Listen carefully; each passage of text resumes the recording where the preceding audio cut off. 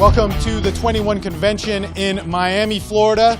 Guys, real treat here. I've had the pleasure of knowing this guy on an acquaintance level for many years, but then had the true pleasure to interview him. That interview's actually on the 21 Convention channel, and it's an amazing thing. But not only that, I've gotten to know his entire coaching staff and just amazing people, clients, amazing people, truly teaching us about ease, delight, love, and beauty. The founder of Ars Amorata, Zan Perrion.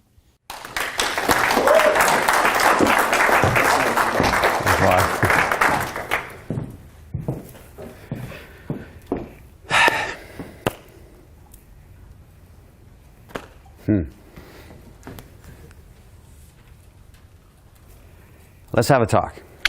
Okay. I thought about what I was going to talk about today. Usually I just wing it. I come up with an opening sentence and I just start to wing it. But I want to talk about a subject today,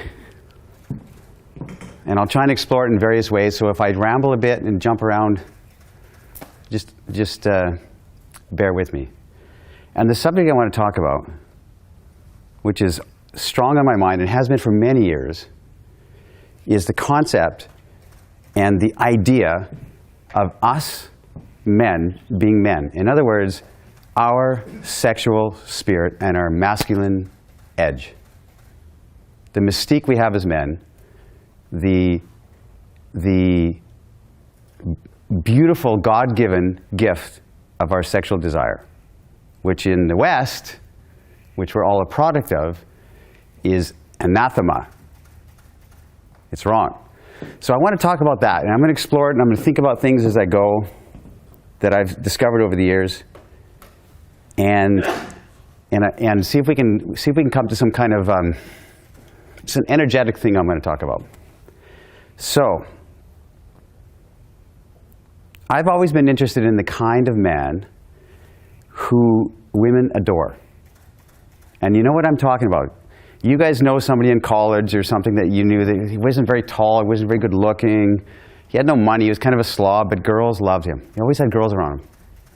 And I wanted to know, what is the energy of that man compared to the rest of us who are trying to analyze things and trying to analytically figure things out, trying to say the right thing, do the right thing to get girls.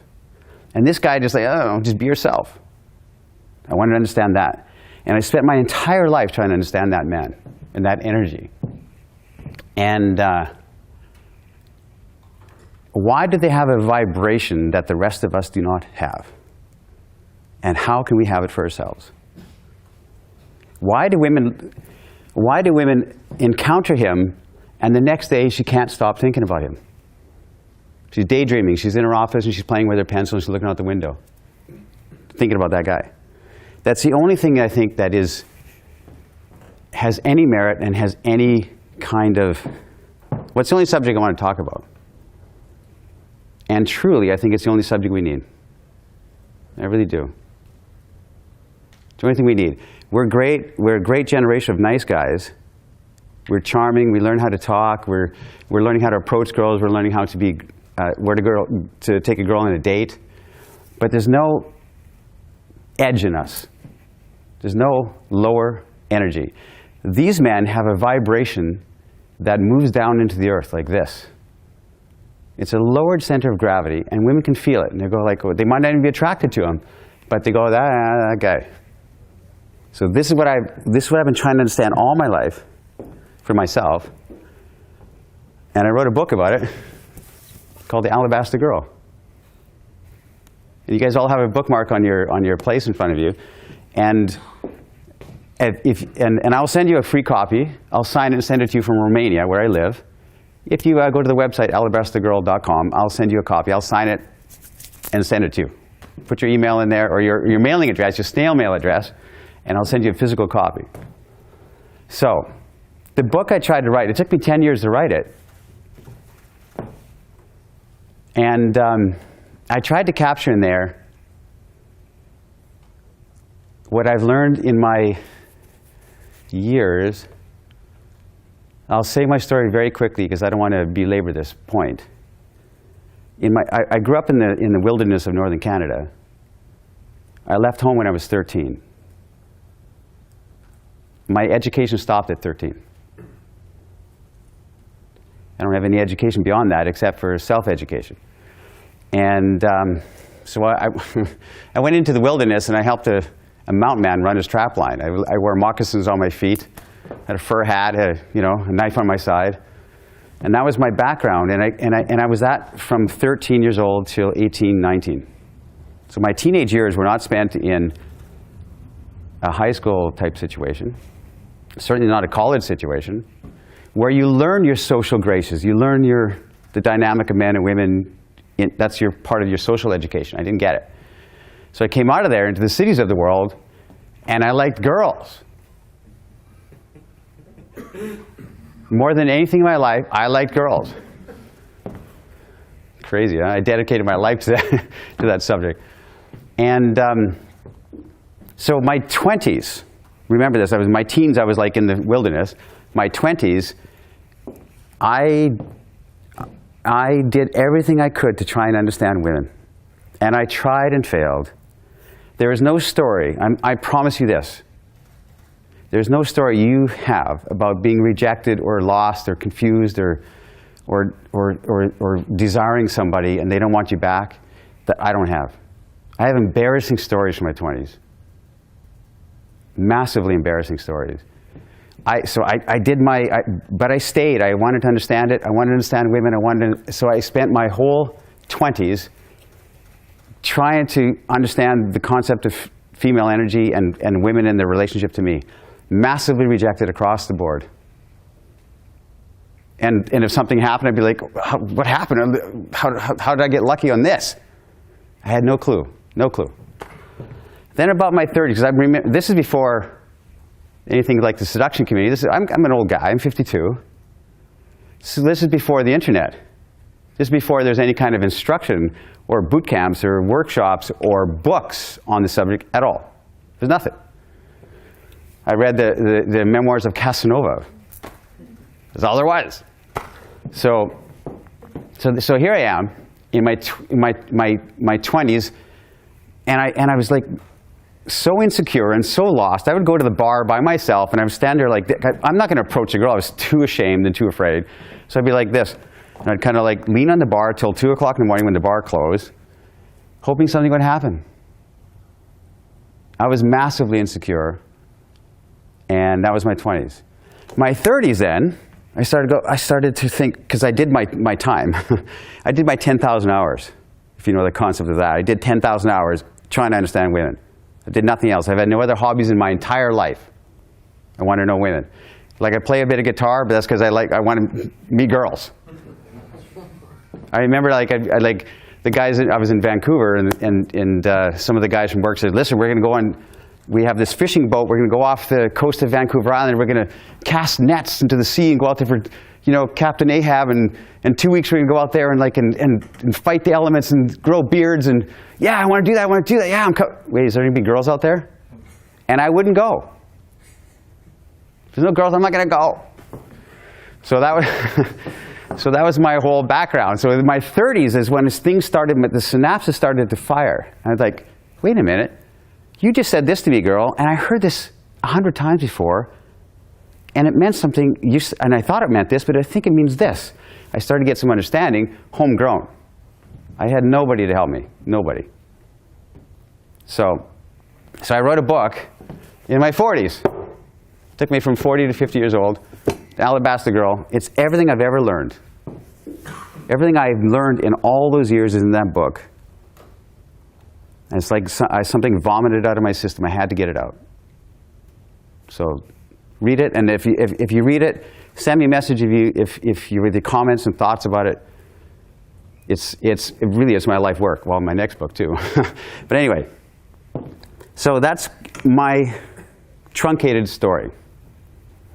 Now then, so this concept of men who get it, who move through the land of women with ease, who women say, oh yeah, that's just him. You have to date me 3 times to make sure that you're a good guy, but him, no, he doesn't count. You all know what I'm talking about, right? These guys just like have a free pass from women. How is this possible? It's like women are on the stage and they're giving out all the prizes. You get a prize and you don't. It's like they're the ones in control. Like, and we don't know what's going on. That's why we say have the concept of getting lucky, because we feel, I don't know what happened. Right? I don't know. This girl had sex with me. I don't know why. Right? And a whole community developed around that. Why did that girl, or how to make that girl, or to how to get this girl to blah. Right? And you know, when the community came along, I mean, like, Neil Strauss wrote the book, The Game. I was way back in the day. If you guys know anything about me at all, I was back in the day. I was one of the original guys back then talking about it. And anyway. But I wrote the book. I wrote this book. I'm not kidding, guys. I wrote this book for me. I wrote it for my young self. If I had this when I was 18, 19, if I had somebody to say, you know what, it's going to be okay. And we didn't get it. We didn't have a hero to look up to in our generation. We didn't have a father figure that said, son, this is how you hold an axe. This is how you work in a car, and this is how you treat a woman. We didn't get it. We didn't get that. Our generation has been failed as men. This is why we're scratching our head. This is why we're afraid of the women, because we didn't get that. We didn't get what we've always had in history, which is a rite of passage. We've always had, in all of cultures of all of history, every culture of the world has had a rite of passage, from boys to men. The Sioux Native Americans had the vision quest, and they would take a young man and a boy, and they say, go into the wilderness and speak your name. And you go into the wilderness, he's naked and scared, and he's like cold and afraid, and he'd go out there for days, maybe weeks, and he'd come back after finding his totem animal. This is in a lot of cultures. And then when he came back, they would say, now you can stand with the men. Stand here. The concept, imagine this, the concept of teenager, including the word teenager, did not exist before 1950. The word teenager is invented since 1950. There was no concept of teenager in all of history until now. There was boys and men. And we didn't get that. Our generation has been failed. That's why you're experiencing what you're feeling. Experiencing this loss of connection with women, loss of connection with the female spirit, loss of connection with your masculine edge and your sexual beauty. We've been failed. Our society has let us down. It's not your fault. It's let us down. And so I wrote this book for that little boy who was lost and scared, came out of the wilderness and liked the girls, but was so massively rejected from girls. And tried to be cool. I tried to learn things. Tried to like be this guy. Tried to like get somebody to like me, and I was so insecure because I thought, who would like me? I didn't have an education. I didn't have like, who would want me? Everybody else has got this cool car, and I had this feeling all those years. And it's like, what you learn is this, gentlemen. And I look at you guys and I see myself. I really do. And here's what I'm going to say to you. There is nobody going to help you but you.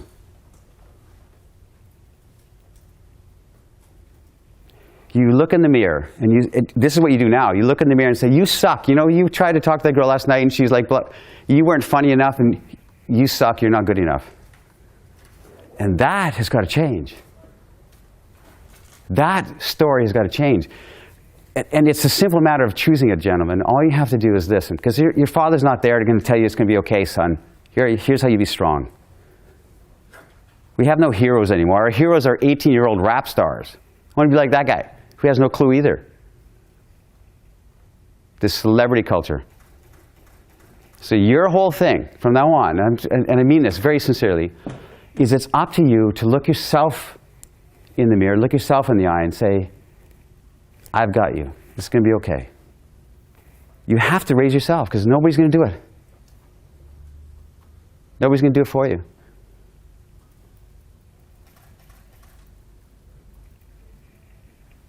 The Bible says, you know, when I was a child, I spake as a child. When I became a man, I put away childish things.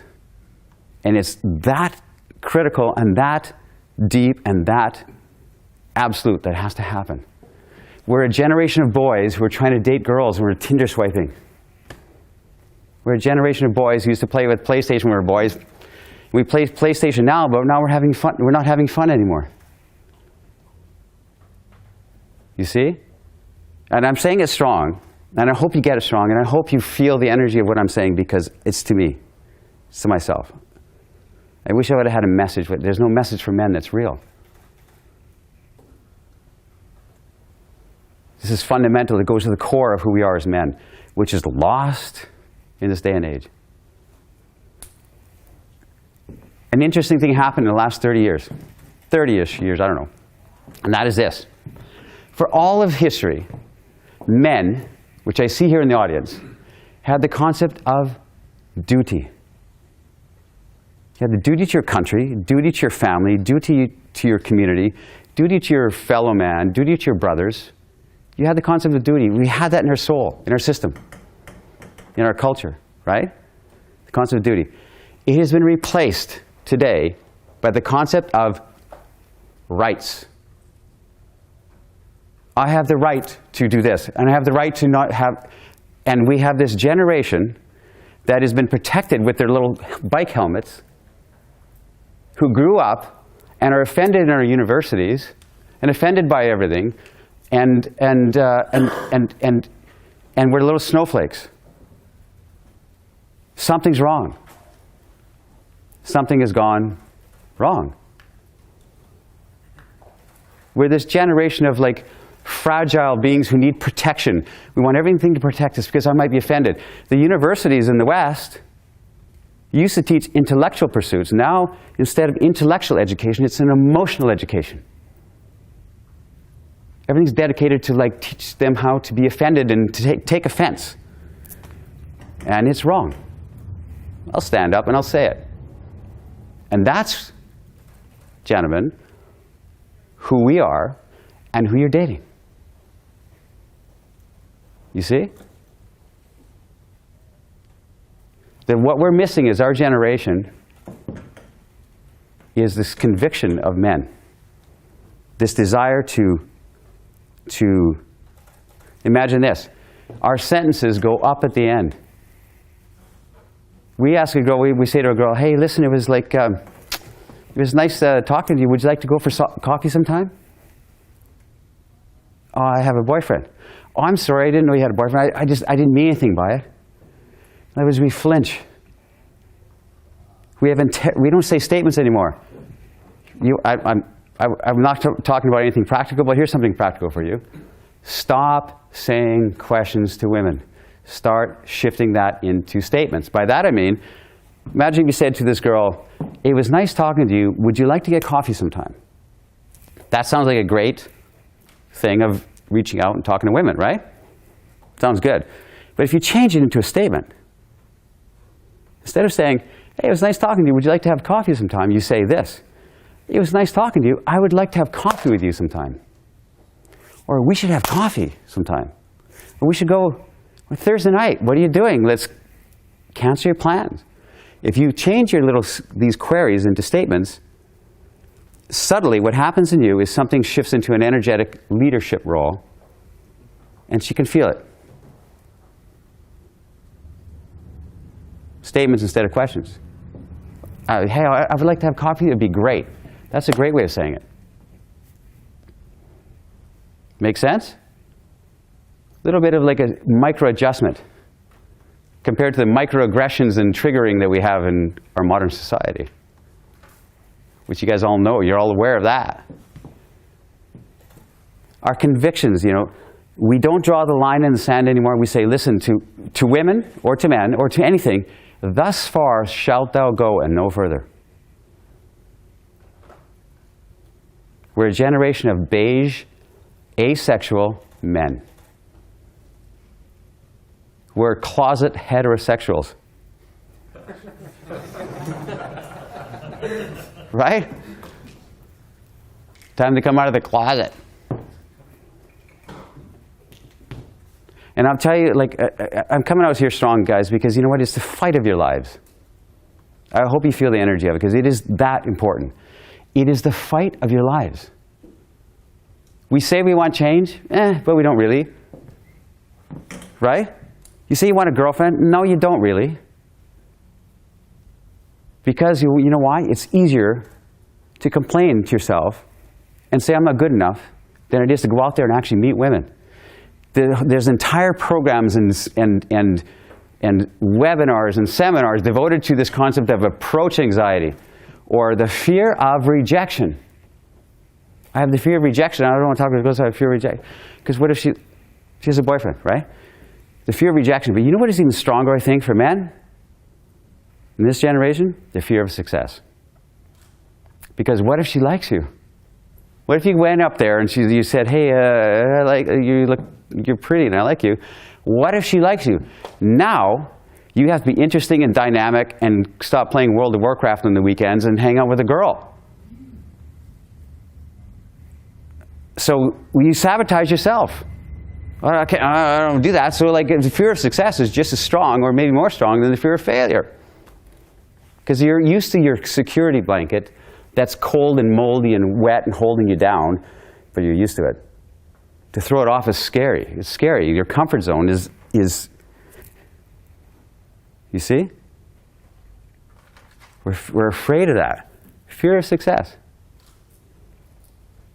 It's that important. It's the fight of your lives. I went to Panama when I was writing this book. I went there for 4 months to sit in the jungle and work on my book. I sat in the same shorts and t-shirt for like 4 months, sweating my everything off. And I came out of there from the people who have very little anything, but they're happy people. And I went into Amsterdam to do a major seminar. After 4 months in the jungle, I went there. And all I could think the whole time was this me-centric generation. Reality TV, self-help, multi-billion-dollar industry. What are you going to do for me? This is the women of the world. What are you going to do for me? Where are we going to be in 5 years? What does this mean?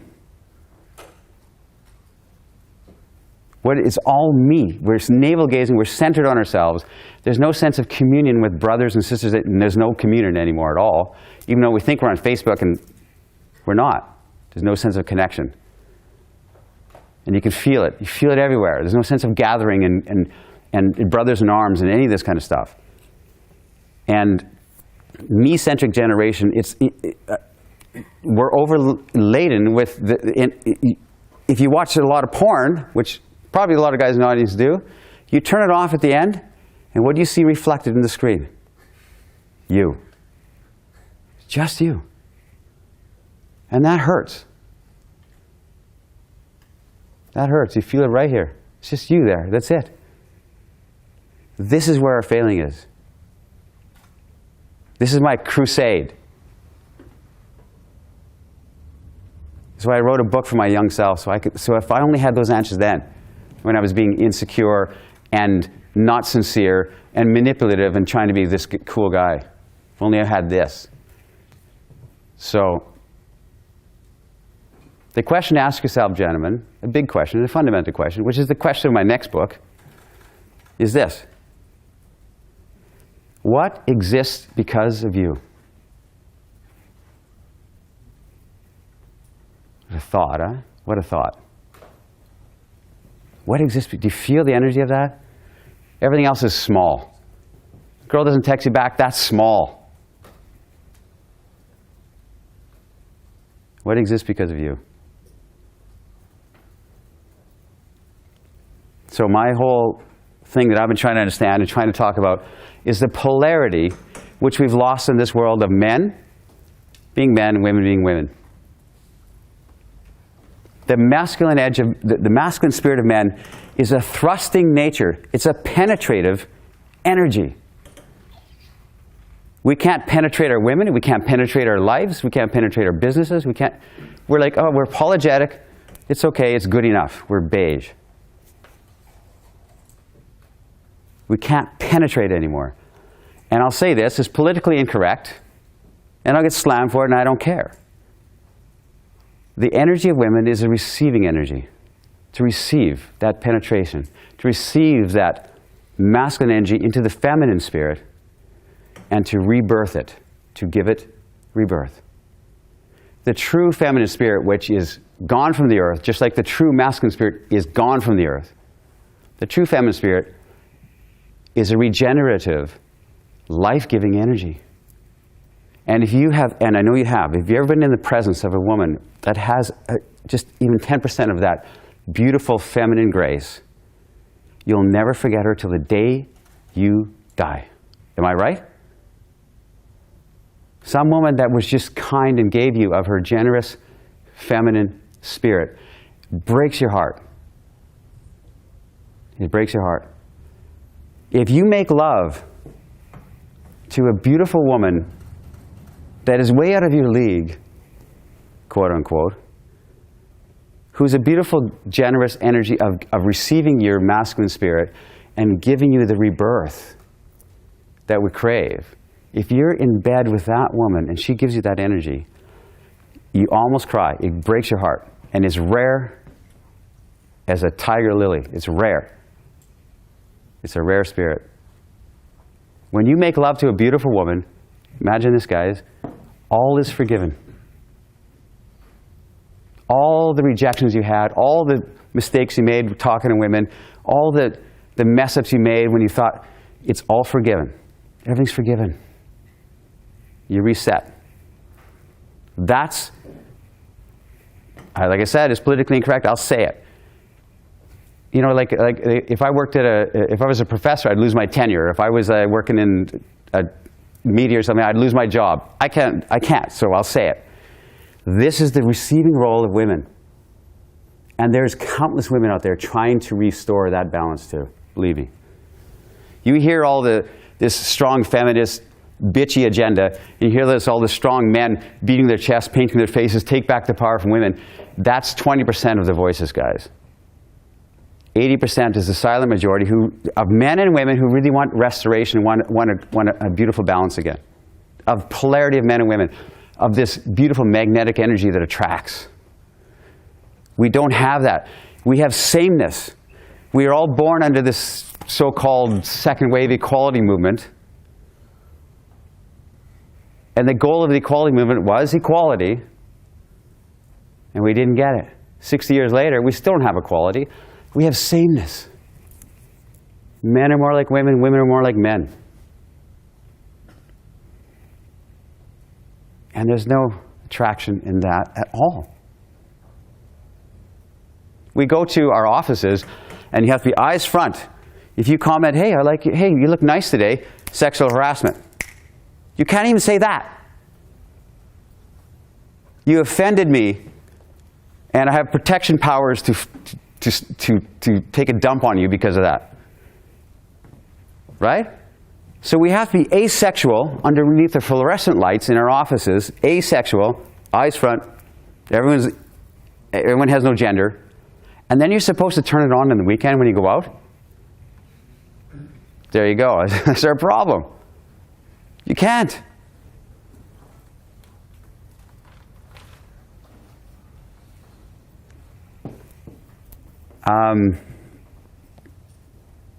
And then I hear guys say to me this, well, women are mean. They're not nice. Yeah, well, women have their own work to do, gentlemen. We can't wait for them. It's up to you. It's up to you to stand on this earth and say, you know what, no more. I want to have a great path of life. I want to have a spirit of adventure, spirit of treasure hunting, spirit of mystery, spirit of like, I like nice things. You look like a nice thing. What's your name? Women are mean and they're rejecting and they're the ones in power and they're the ones that pick, I like you, but I don't like these guys. We seemingly think. But women are not to blame. Women are no more enlightened or aware than you are. They're just as lost and confused and scratching their head too. This is our modern age. And it's time for a generation of men to say no more. Let's stand on this earth, not in a fight against women, not in a fight against this energy, but in a reclamation of the beautiful God-given gift of masculine sexuality. In our Western world, if you're a man, you're this close to being a rapist. And we need on college campuses and in universities and in organizations programs to teach you how not to rape. That's a sin. That's a sin.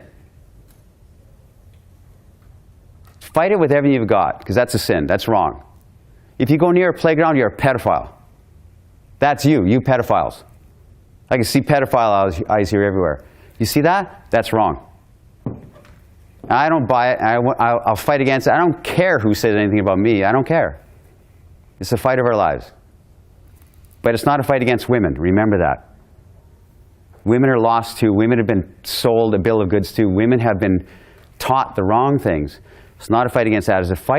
It's a fight for a new spirit of regeneration. It's men and women and the polarity, which is a beautiful thing. Today we're all gender fluid. I identify, that's okay. I talk in absolutes. I talk about men being men, women being women, and there's other people who identify with different things. That's okay. I don't talk about that. I'm talking about extremes, and I'm extreme. And I get blasted by feminists say, well, I don't care. I'll say it anyway. Because they know. No, because I know that there's a volume. And I'll tell you this, guys, you've been with bad women who've been mean to you, who've been vindictive and bitchy and petty and small-minded and all these things, just like there's vindictive, bitchy, petty, small-minded men. In all the years, in all my time, I've ever met women who are like mean, not good-spirited women, not nice people. I've met a lot of women who have gracious hearts. And there's a lot of them out there. So believe it. Don't lose hope, because I don't lose hope. And then guys say to me, well, because I've been saying, I wrote in my book, I said, you know what? Head toward the light and only the light. I don't talk about like social, I'm talking about tonight, I don't talk about social conditions and what's happening in the world today and politics and stuff like that. Because I want to focus on the light. What's beautiful? What is beauty? This book is, if somebody said to me in an elevator, what's your book about in one word? I'm not kidding, I would say it's about beauty. We're missing beauty in art, in architecture, in everything. We've lost the aesthetic thing, which we used to have from the Greeks and the Romans with the golden rectangle, and everything had to be in proportion, and beauty was one of the elements with truth and everything else that was revered. And not today. And everything's all like, art is a cow cut in sections. And an artist taking a shit in a can. That's art. Right? We've lost aesthetic, it's true. We've lost aesthetic beauty, and my mission is to speak, to reclaim that. So that's your mission too. That's what I'm trying to say to you. I hope you can get this. I hope you can feel the energy of what I'm trying to say, because it's up to you. And if you can take this mission into your heart to speak truth to women, say, you know what? This is how it is. This is who I am. I'm nervous to talk to you, but I want to talk to you anyway. Your life will change, and the world will change. We're waiting for for women to be nice to us. We're waiting for things to change and be better. It's not going to happen. It's up to you. This is for you guys. This is for you. Do you feel it? It's for you. It's for my young self when I was 19 and lost and crying for girls. This is for you. It's for you, absolutely for you. We say, well, I can't live a life of adventure and because I have to first do that. In all of history, gentlemen, we said, okay, I had this bad childhood. So like this is why I'm insecure and I have this bad childhood. In all of history, was there ever a time of good childhoods? There was disease and pestilence and migration and wars and famine. Every child before you grew up seeing destruction and death and disease and trouble and famine, starvation, getting thrust out of homes. And we're whining.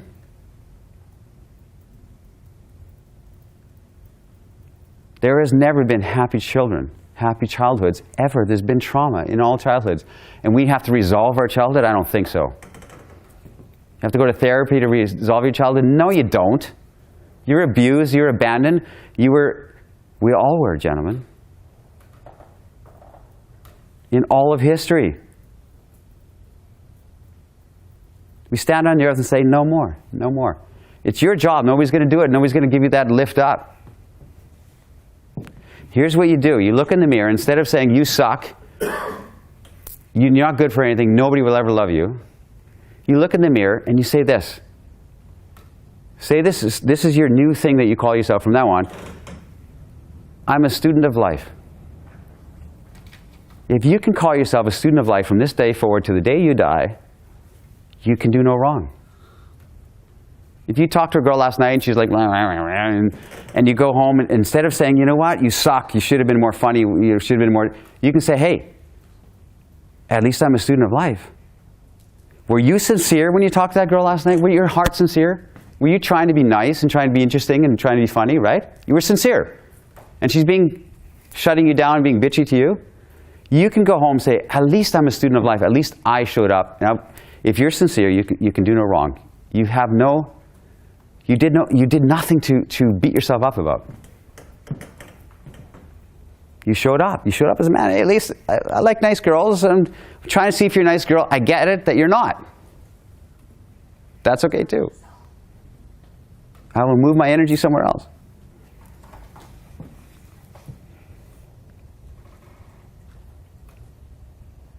We want security, you know, like this generation, I get guys ask me all the time, how do I, I want to live a life of adventure and go into this world. But first I have to save up all this money and I have to worry. Imagine this, 200 years ago, 300 years ago, 400 years ago, 500 years ago, guys were going into wooden ships. There was no medical insurance.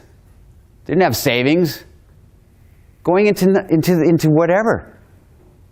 They didn't have a backup plan. They didn't have plan B. They didn't have okay, at least I can go to an ATM and get some cash out.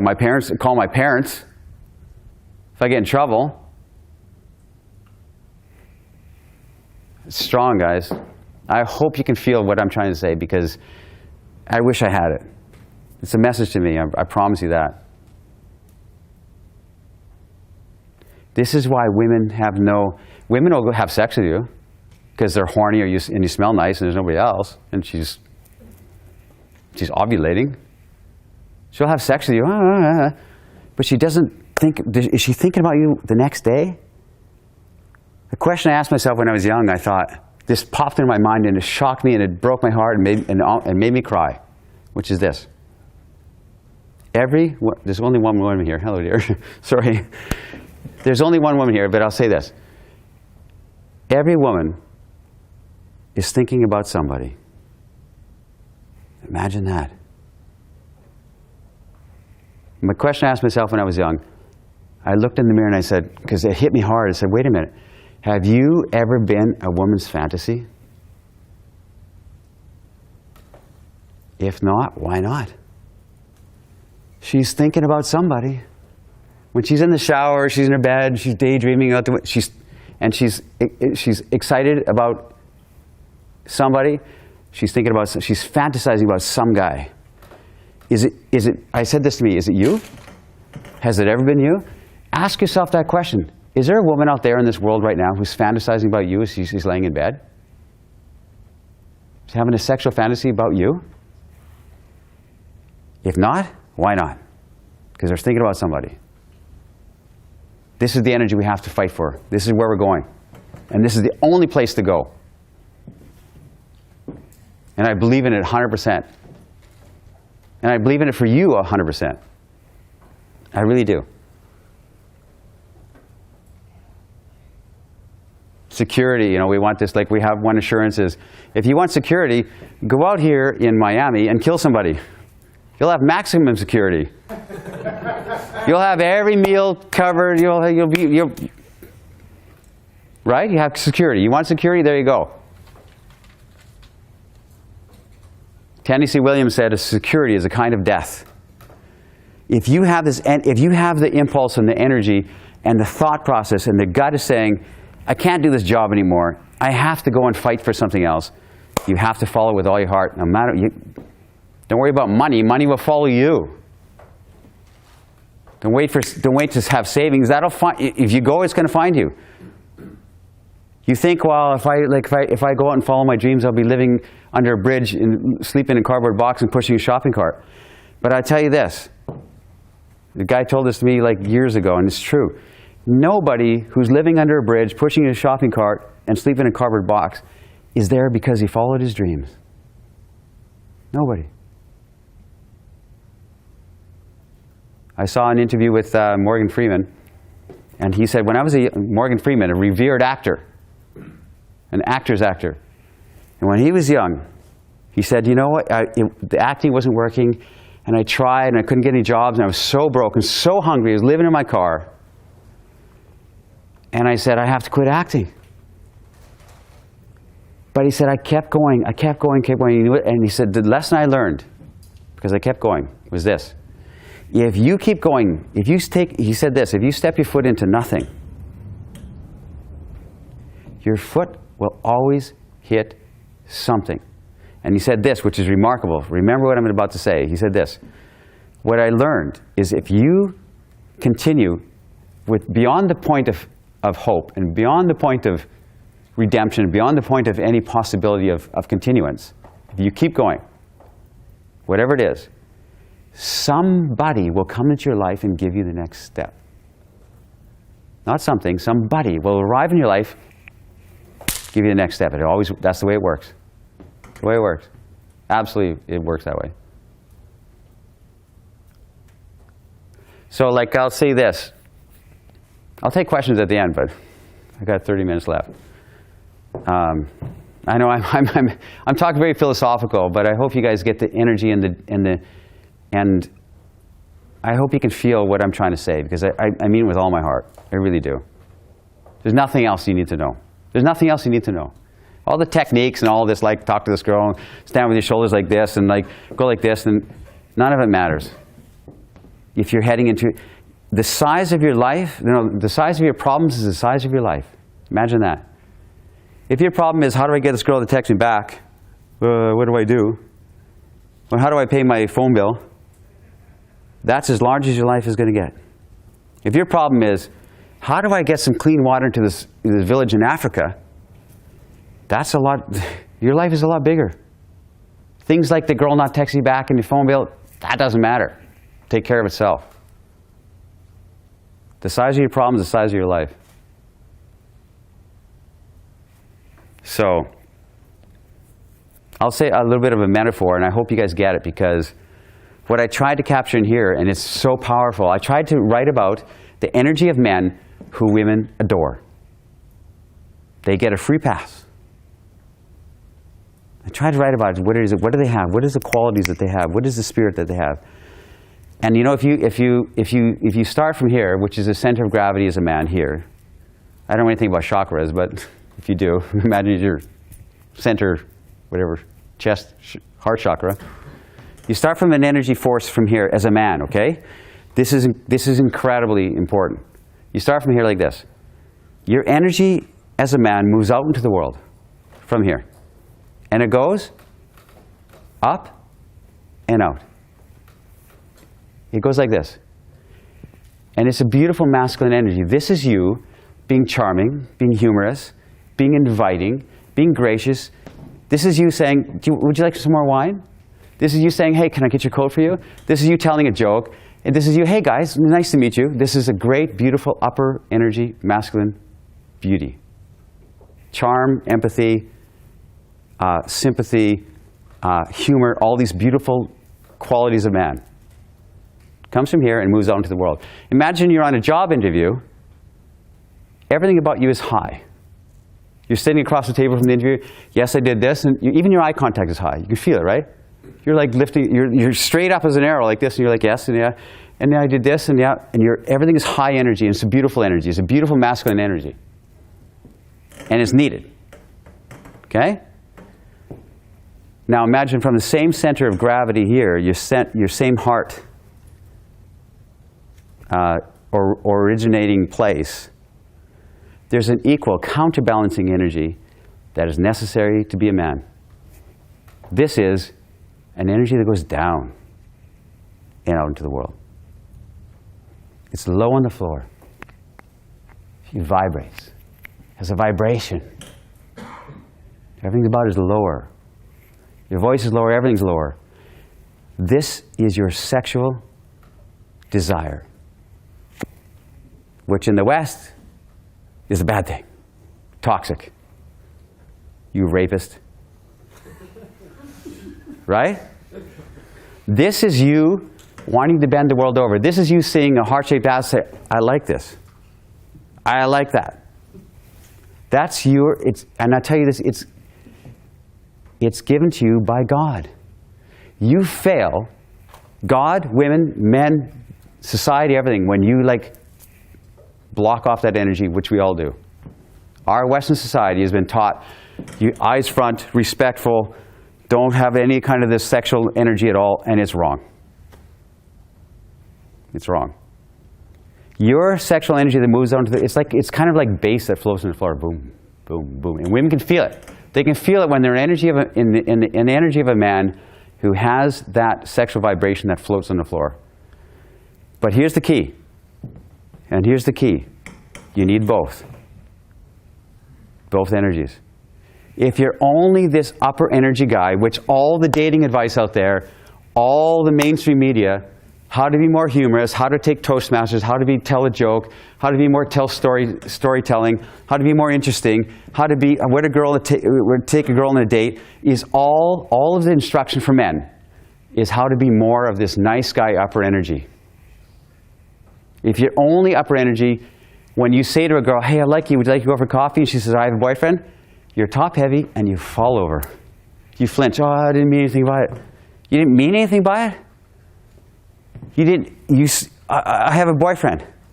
Oh, I'm sorry, I didn't know he had a boyfriend. You're sorry because she had a boyfriend? Okay, I respect that, and I'm doing my job as a man. So this upper energy is what's being taught. This is why we have a generation of nice guys. You're either in your basement suite playing World of Warcraft, not going out and meeting girls, or you're being taught upper energy things, which are good things, but if they don't have the counterbalance of that beautiful lower thrusting energy, that spanking energy, if you don't have that, then you're a nice guy. Women are dating nice guys, and men are learning, okay, how to go down on a woman, how to, her anatomy. They're reading all these books and programs and how to please a woman, how to massage her with right oils and candles for the right. They're pleasing women. And women say, I want that guy. Yeah, sign me up. No, you don't. You don't want that guy. Guy goes down on you for 45 minutes. You could get yourself off in 2 minutes with your fingers. But it's nice. It feels good. It's cool. But there's nothing in him that makes you think, this guy's incredible. You see? Nothing in us that makes women say, wow, I can't stop thinking about that guy. He's never. That's what's missing. So, and if you're only lower energy, you're a creep. If you don't have it balanced, if you're the sexual guy looking at women's boobs, and you don't have it balanced with charm and humor and empathy and kindness and full respect, you're a creep. But if you have both, our generation has only upper energy. There you go. That's what we have. Welcome to my history. Only upper energy. So afraid to show that we have this sexual desire too, which is, like I said, given by God. So afraid to show it. In society, you can't say it. Oh, no, that's bad. Right? Is this landing with you guys? Makes sense? This is why we're here. It's why we have this problem in our lives, which we're trying to sort this thing out. It's why women are going, where's the real men? Every country I go in the world, the women are saying, where are the real men? Women are doing both roles. They're being the man and the woman because the men are not showing up. Woody Allen said this 80% of success is just showing up. And we're not doing that. Yeah, I'm not kidding. Like, we have pickup artist guys out there saying, listen, they take you out and you pay me money and I'll take you out. I'll send you to 25 different sets. Okay? At the end of the night, you think, this is incredible. I had 19 rejections and 6 girls smiled at me, or 3 girls smiled at me and 2 gave me their phone number. It's incredible. Whatever you taught me works incredibly. We think that's powerful. But you know what he did?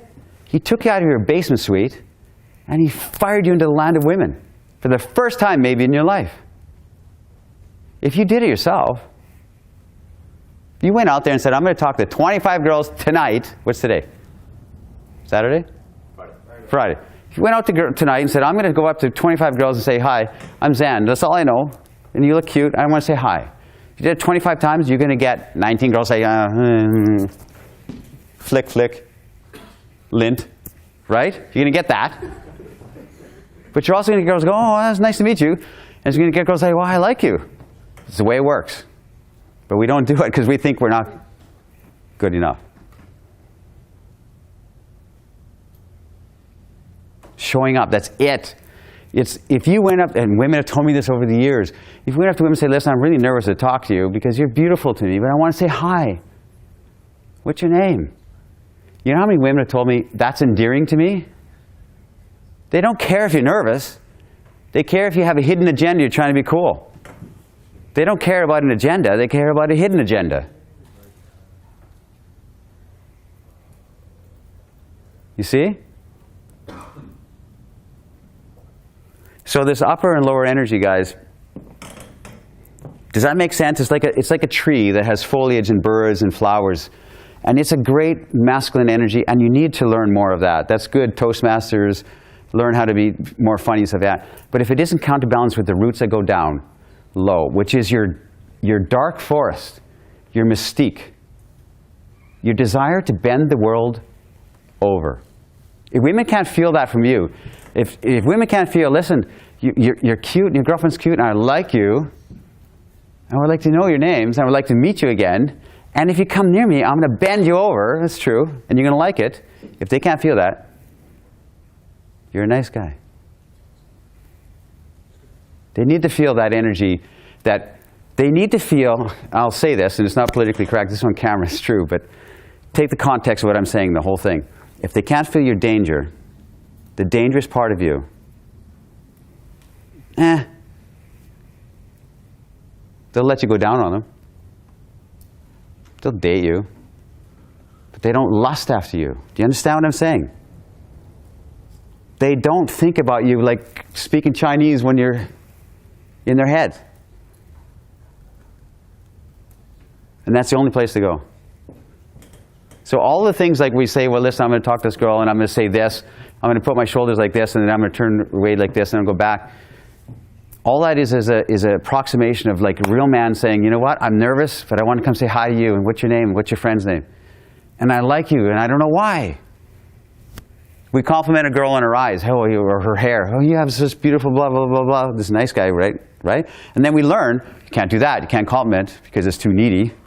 So we stop doing that, and so we start like knocking them down a bit, right? I compliment highly. But you know what I compliment women on? And it's the truth, because it's the truth of what I see. I don't compliment on her eyes. She's heard it all her life, her hair or whatever. I say, because what I'm attracted to is the energy of a woman and the way she moves. She's wearing a dress and the way that dress moves around her body. And I compliment that. If you guys want to change your relationship with women, compliment her energy. Say, you know what, I'm going to say this to you. I don't know who you are. I'm Zan. You have there's something about you. I was over there with my friends, and I had to come over and say hi to you because something about your energy, something about your aura. It's incredible. She's never been complimented on that before. And that's what it is that's attractive to you, or attractive to you.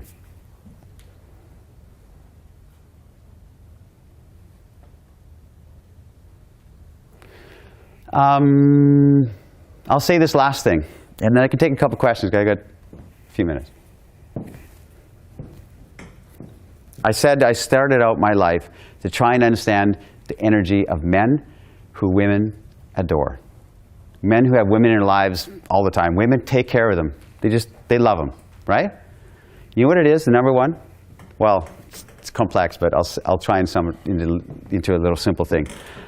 The men of all of history who have women in their lives, who love them and take care of them, have two qualities. Counterbalancing. Remember upper lower energy I talked about? They have this. There's simultaneously to women a father figure that says, don't cross this line. I like you, don't do this. I don't like that. I like you, but I don't like your behavior. Imagine that. What a phrase to say.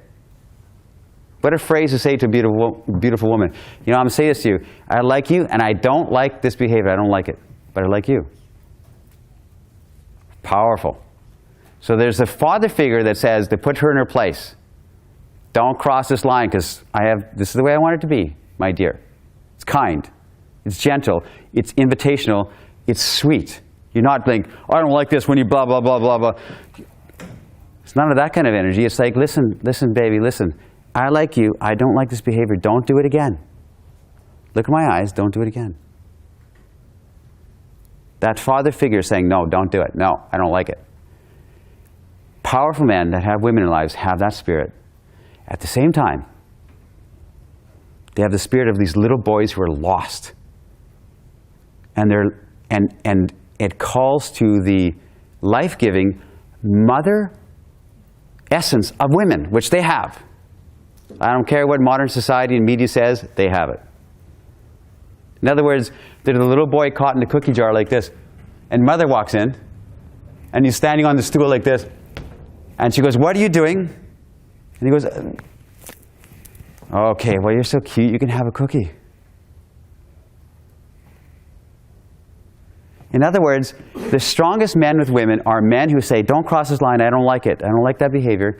And there's simultaneously little boys who are like needing help and they can't adjust their collar, and women have to wash behind their ears. And like, if you're only this cool guy who's got 100% figured out, and you don't give the women the chance, the woman in your life, the relationship in your life, to take care of you and like and to inspire you and to be that woman for you, you rob her of everything. She wants to take care of you too. And that's why women in relationship will start drama and start fights and start poking at the guy, because there's no energy. It's like he's just like this flatline guy. So they try and cause a drama or cause a fight or cause some kind of like trouble because of that. So this is the conclusion that I've ever come in my life. I've never heard anybody in my life say it. Men who love women are loved by women. That's the way it works. They get a free pass. Now this, if the men of all of history who have women who just like, oh, that's just him, he gets away with it, you have to prove something to me. No, that's just him. He's on our side. He's on our side. You guys know what I'm talking about. It's men who get a free pass. What? It's because they have this strong father figure energy. Here's how I want it to be, baby. I want it to be like this, and that's what I want it to be. And I will not bend on that. Instead of following her around, we hear about this leadership energy. Guys are being taught this. If you want to do something, you tell the girl, I want to do this. I choose this movie. But there's no point in that. With my girlfriend, I say, hey, baby, listen, let's go to a movie tonight. What would you like? Do you have a preference? Because I don't care. And right? And if she says, you know, I'm not sure this one, then I decide. Okay, I'll decide. Let's go. So there's still a give and take. There's still an energy of that. You see? I'm not demanding my way or the highway. No, not at all. I love my girl. And you want to do this? Okay, baby, let's go. I'll go with you because I like you and I want to do it. So that's that strong leadership energy that says, no, don't cross. But if she crosses the line, I don't like it, baby. Listen, don't listen to me. Listen to my voice. Look at my eyes. I don't like it. I like you, but don't do this. I don't want it in my life. I don't want this energy around me. Don't do it. You see? At the same time, if you give that, I'm emphasizing this point, I know. If you give her the ability to take care of you and her mother instinct comes out, there's something called the warrior's repose. Imagine this, an Aztec warrior out there fighting battles, fighting warriors, fighting other warriors and fighting and going on battle, which you have this spirit of like going out there, and he comes back into the tent with his woman and he crawls into her lap like a cat, this fierce warrior, and he puts his head on her lap and she's stroking his hair and says, it's going to be okay. That's what we're missing. That's what we're craving from women. The warriors repose. You go out there and you fight battles and you fight your warrior, and you come back and she has the grace and the feminine energy to rebirth you and say it's going to be okay. We want that, and we're missing it across the board. Modern women are saying, well, what are you going to do for me? And blah, blah, what do you do for a living? And modern men are like, it's all broken. But take heart, because it's going to change. It's going to change. I feel it. It's going to change. I talk all over the world. I talk to different groups. And it can't sustain. It's going to change. Anyway, I talked a lot. I got a few minutes left for any questions. Who's got questions for Zan? Hi, girls in the back. Hello. How rude, Hey, really great talk. I especially love the end piece about the warriors and poets. And I was just hoping that you could speak towards, so I'm someone, when I first meet someone, I have a lot of, a wide range of interests and ways in which I can act authentically. And can you explain, how you transition from the warrior to the poet when you're just meeting someone, so it doesn't come off as you're being incongruent with yourself totally, if that makes sense? Yeah, kind of. I think, I don't know, it's a simultaneous thing. If you feel the energies of both that, whatever you're talking about, the poet and the warrior, and you express it to her, that's powerful. That's a powerful thing. I'm a big advocate of speaking your truth, whatever's going on in the moment. I believe it. If you like a girl, if I like a girl, I say, I like you. I don't know why, but I like you. If I want her in my bed, I want you in my bed. That's what I know. Hello, what's your name? You'd be a great lover for me. I say it. So to speak that, what you're talking about, is there is no transition, is what I'm trying to say. You're simultaneously both. And you forgive yourself everything.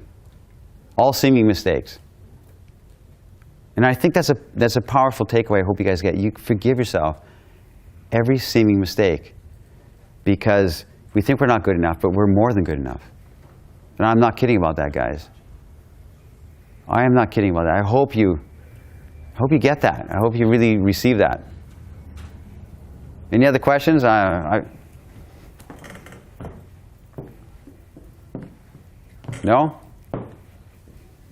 I got some questions. So you have always been known about talking about ease and delight. Yeah. How would you put that in a nutshell? How does one live a life of ease and delight? You know what? I tell you this.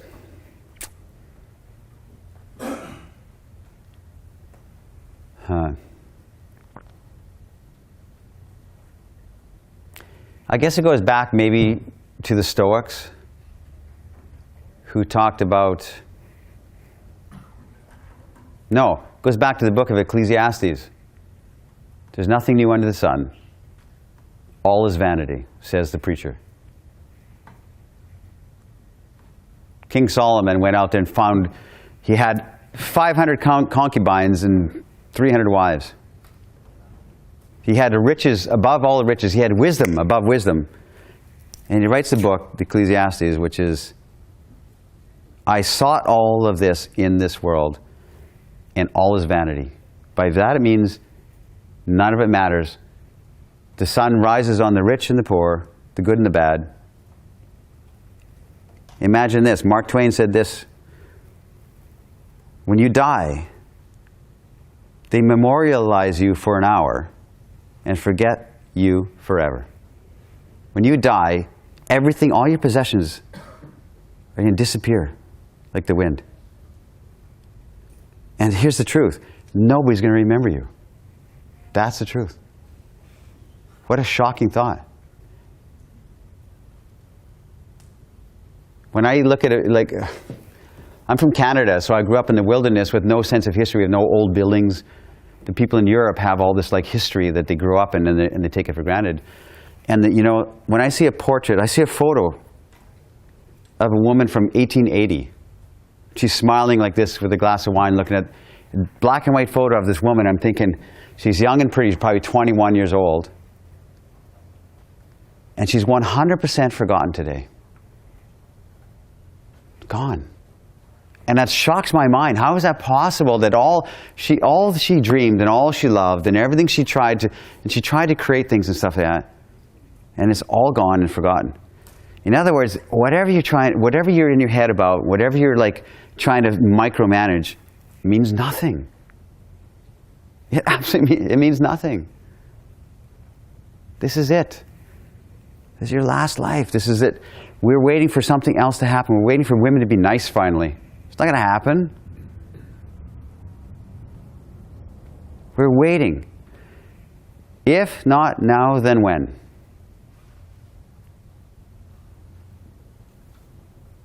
That was from a Greek philosopher. If not now, then when? Ask yourself that. If not now, then when? Well, when I save up some money. If not now, then when? I'm telling you guys, this is a call to leadership. This is the fight of your lives. There's no more time. When I came out of Nicaragua, my concept was this.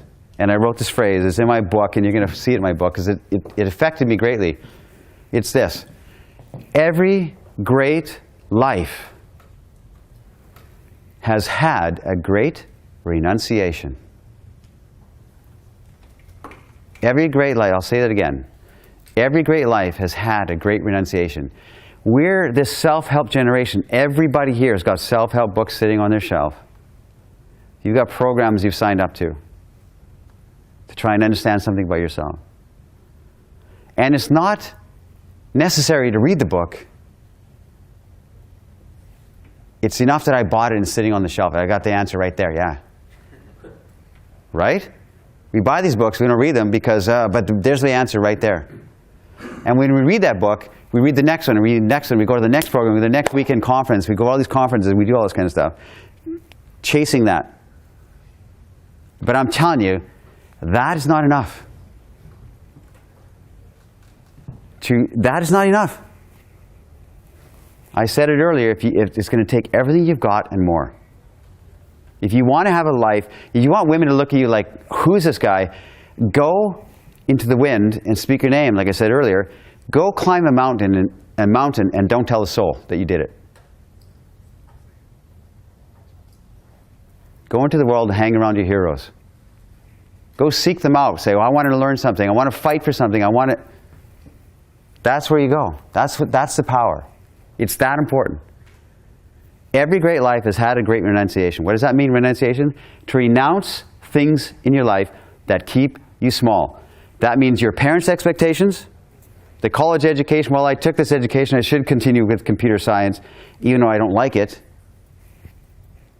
Renounce it all. Renounce anything that keeps you small. That's not a politically correct thing to say. But I mean it with everything. Another question, we got another 5 minutes. Yes? What would you say to the audience who's not used to hearing this message because of the generation they've grown up in? And maybe the first response is to, what the hell is this guy? A rejection of this, what my opinion is a very strong and a message I agree with. What would you say as we leave that they could, if I may, renew their mind with this message and steps? Well, I'll say this. Because many would say, it's too big. I don't even know where to start. Yeah. Okay, because this is important. Because I want guys to know that they're sitting in their seat here. They're going back to Pump Handle, Iowa, or wherever they live, where there's no girls, right? And you work at your father's accounting firm. And I don't want to say, hey, you can be all you can be. Just be yourself, which is like, that's the same as saying, hey, just follow a budget. It means nothing to us. We all know what it conceptually means, but we can't do it. Just be yourself. What kind of advice is that? Be unattached to the outcome. How can you be unattached to the outcome of this beautiful girl when you're horny? You can't. How can you be unattached to that? It's like you want love, you want somebody to touch you, you want that comfort, human comfort. How can you be unattached to that? Oh yeah, it's artificial. So all these trite sayings, they mean nothing. We post them on Facebook, right? We make it like a little image and post it as a quote. It means nothing. So your question is very strong and very powerful. And all I can say is this. Awareness is curative. Just by becoming aware that if I knew this, guys, when I was young, when I was trying to figure it out, when I was so lost and lonely, awareness is curative. Awareness has the answer in it. Just by being knowledgeable that maybe there's a better path for you will cure you. You don't know your next step. I get that. You don't know what you want. I get that too. You don't know how you want yourself to be. That's okay too. But just to know. I mean, you hear in the other speakers here, like guys like Brian, who, you know, there's pathfinders out there who marked the trees for you and fought through the elements and, you know, chased the grizzly bear away. You could follow the path a bit, which is great. I had nobody to say anything to me when I was young. It's a deficit I had. I didn't have a father figure. Didn't have a hero to look up to. And if you can get any kind of like traction or any kind of, by reading this book or listening to guys like Brian or the other speakers who've beaten down some of the trees and paths before you, man, you can accelerate. It took me 10 years of confusion from 19 to 29, then 10 years of like, from 29 to 39, and then 10 years of writing and trying to write it down and refine it from 39 to 49. If you can get any kind of jump start on it, I wish I would have had it. That's why I believe in everything I'm saying. I wish I had it when I was young. I don't know if I answered your question. But I guess what I'm trying to say is, the question is, like, in this generation, that we don't believe it for ourselves. You might believe it, but others might not. I believe it for you. I really do. It's just not a message being taught or schools or church. No, and it needs to be. Correct. It needs to be taught in schools. You're 21 and you've grown up for 10 years hearing this message, and all of a sudden you hear the message shared. It's so that's why I kind of use the words renewing your mind. Yeah. That you could possibly use. And maybe it's confusing. I don't know. Maybe I'm confusing you guys. Maybe. But you know what? I'll tell you this, and I'll say it quickly. I spent my 20s, I'm not kidding, to learn how to be a seducer of women. This is on film, but I'll say it anyway. And I was good. I could talk a woman into bed. Give me a glass of wine and a woman for an hour. She might be married or have a boyfriend, and it's not going to happen, but I can make her go, I know how to talk to women. I spent my days, I said, I'm this lost little boy. I'm going to figure out how to be this great lover of women. I'm going to be the greatest lover a woman's ever known. I'm going to be the greatest seducer a woman's. I'm going to learn how to seduce women. And I headed down that path to the point where I could talk to women, and I know what she's thinking. I could say the next thing. I could adjust things around what I wanted my worldview to be.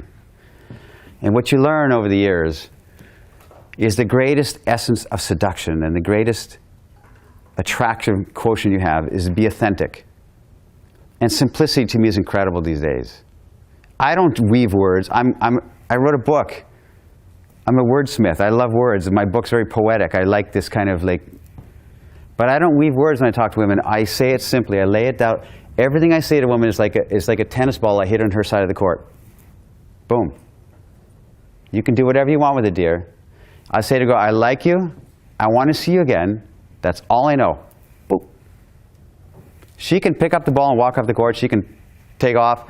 She can hit it back, whatever it is. Doesn't matter. I did my job as a man. I showed up.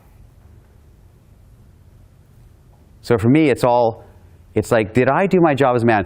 That's why I can't get rejected. Not possible. If I say to a girl, listen, I like you, and your friend's cute, and what's your name? And she goes like this. At least I did my job as a man. I showed up in the world. Hey, I'm good. If you compliment a woman and say, hey, there's something, you look beautiful to me, and your friend is beautiful, it's up to her now. The ball is in her court. Here's the thing about compliments. Compliments, and this is why they're so bad. Can't compliment a beautiful woman, she's heard all her life, is because compliments have nothing to do with her and everything to do with you. So I say to this girl, hey, you have such beautiful eyes, can I buy you a drink? You're so beautiful. You're so beautiful. That has nothing to do with her at all. It's like me trying to say something and buy her a drink so she likes me. In other words, my compliment is saying, I'm going to say this to you and I hope you like me back. I hope you like me. And a man who likes beautiful things in this world will say to this beautiful girl, you know what, I'm saying this to you. You are a true beauty and I like the way you look and I want to say that, and it lands and you leave it. So, I don't know if I went on a rabbit trail there or what. I think I've got 30 seconds left.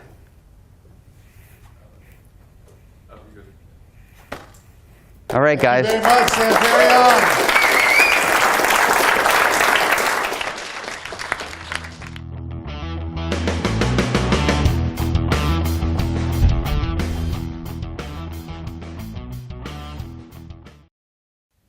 Hey, thanks for watching my whole talk, and I hope it had a lot of value for you. And you know, I want to honor the work that these guys are doing with the 21 Studios. So subscribe to their YouTube channel. It's good work. It's necessary work for all of us. And if you want to find out more about me, go to arsamrada.com or zanperrion.com, which will be linked down here.